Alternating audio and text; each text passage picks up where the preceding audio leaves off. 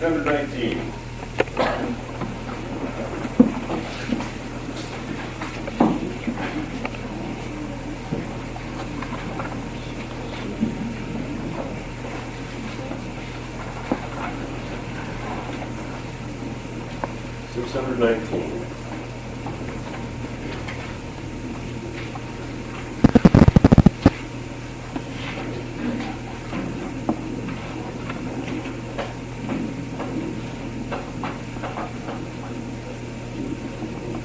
Come we that love the Lord and let our joys be known. Join in a song with sweet accord. Join in a song with sweet accord. And thus around the throne, and thus around the throne.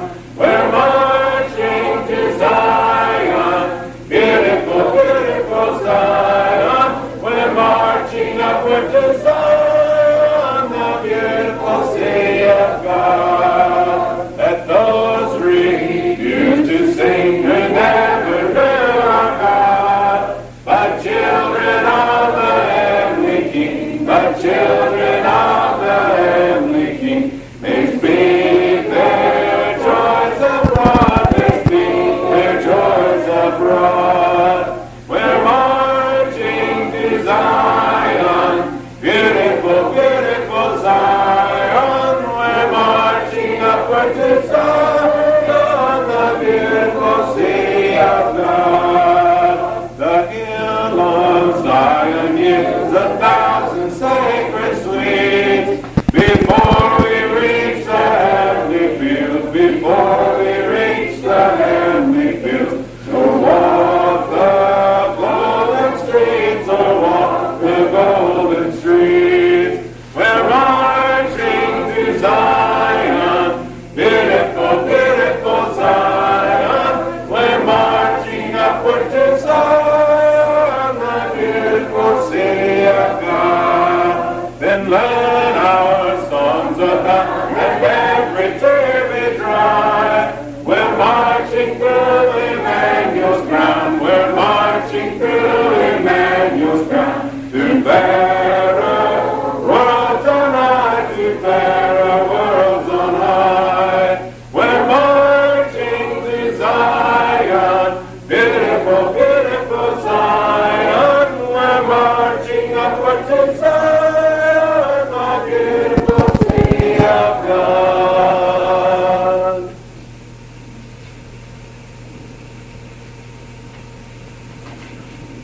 394.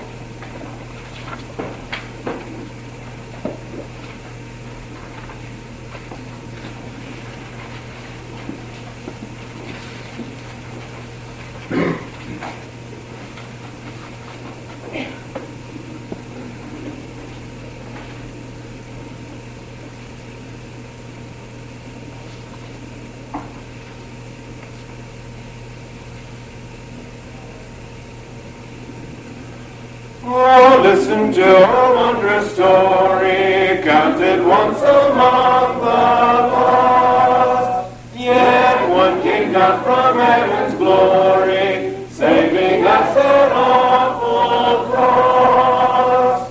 Who saved us from eternal loss, cast upon the cross. What did he give? Where is he now? That he never no angel could his place have taken.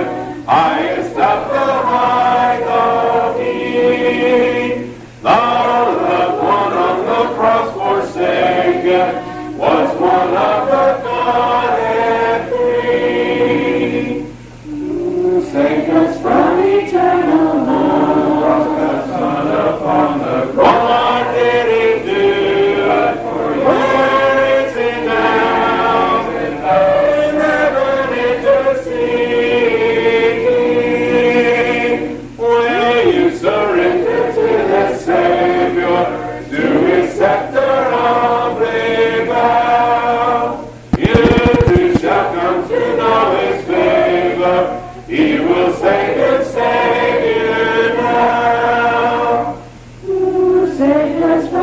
eternal Lord, the Son upon the cross. What did he do?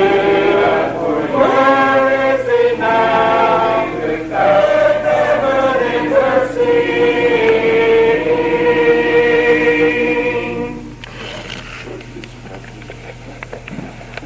God our Father.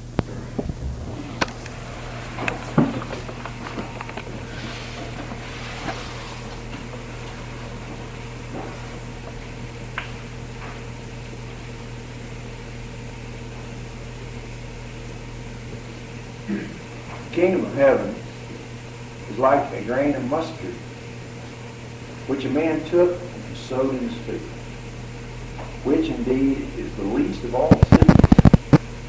But when it is grown, it is the greatest among the herbs, and it becomes a tree, so that the birds of the air come and lodge in the branches thereof.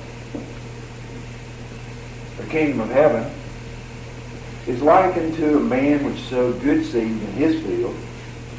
But while men slept, his enemy came and sowed tares among the wheat and went his way. And when the blade was sprung up and brought forth, then appeared the tares also. So the servants of the householder came and said unto him, Sir, didst thou not sow good seed in thy field? From whence then had it tares? He said unto them, An enemy did this. His servant said to him, Will you want us to go and pull the weeds up? No, he said, let the weeds grow together, because he said, if you pull up the weeds, you'll pull up the wheat with it. Let both of them grow together, the weeds and the wheat. And when harvest comes, cut them down, take all the weeds and gather them into a bundle, tie them up, throw them in the fire, and they'll be burned up. But gather the wheat into the barn. Very interesting thing that takes place in Matthew chapter 13. You would think that if a person was speaking, you would want everybody to understand. Jesus told parables, and if I had asked you this question, I said, why did Jesus tell stories? And you'd say, so everybody could understand. And that would be right about halfway. Because in Matthew 13 it says Jesus spoke in parables so that his disciples would understand and the others would not understand.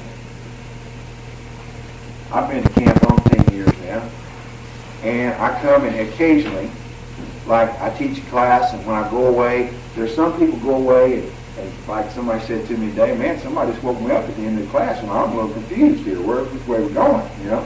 You throw some lesson out there, and some people get it, and some people don't.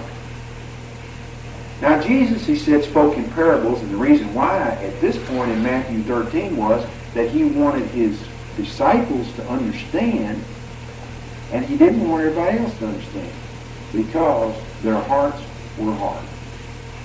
It was there if everybody could get it, but not everybody wanted it. Not everybody did. I like to tell stories. In Arkansas, you don't just, they say the lawyers ask questions to make a point. They say, were you home on the night of so-and-so? And that means, you weren't home on that night, were you? They ask questions to make a statement. In Arkansas, you tell stories. You never say, this is what you ought to do. You tell a story, and then from that story, you're supposed to say, oh, I see. This guy was the vocational agriculture teacher back there.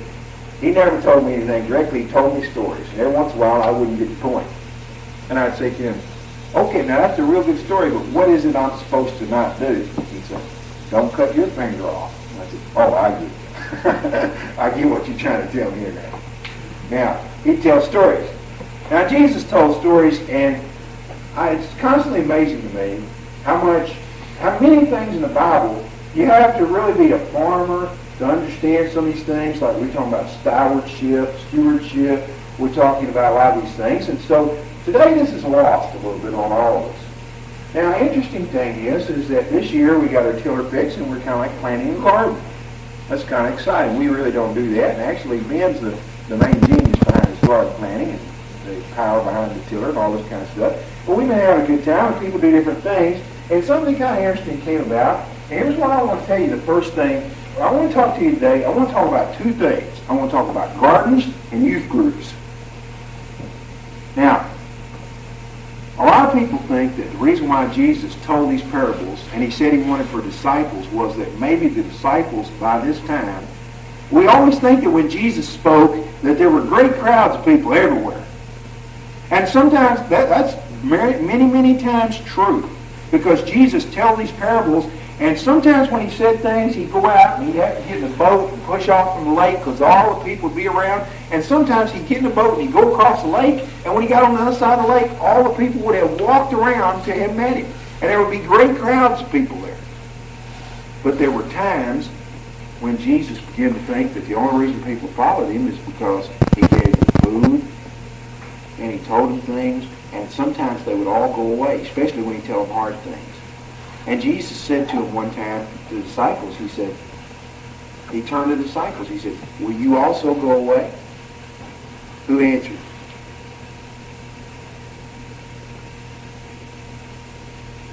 Peter answered. He said, to whom shall we go? Thou hast the words of everlasting life. Now I want you to understand that part of what's going on here is that these people might have gotten a little discouraged.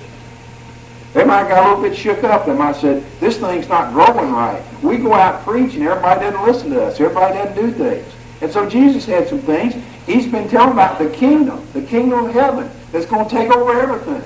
It's going to they think it's going to throw Rome out of their region. And Jesus keeps talking about the kingdom of heaven. And they don't altogether understand it. So he tells them a story. There's actually two stories. And you notice that one of the things that I did today is I shifted. I began reading in the King James, and then I ended up in the Tom's Vernacular. You know, he talked about the tares. Well, I've never seen a tear in my life, but what I have seen is weeds. You know? Now let's talk about this a little bit. My loving wife went to the English place, and here's what she got. Got a couple of things. You got this is my new umbrella style here today.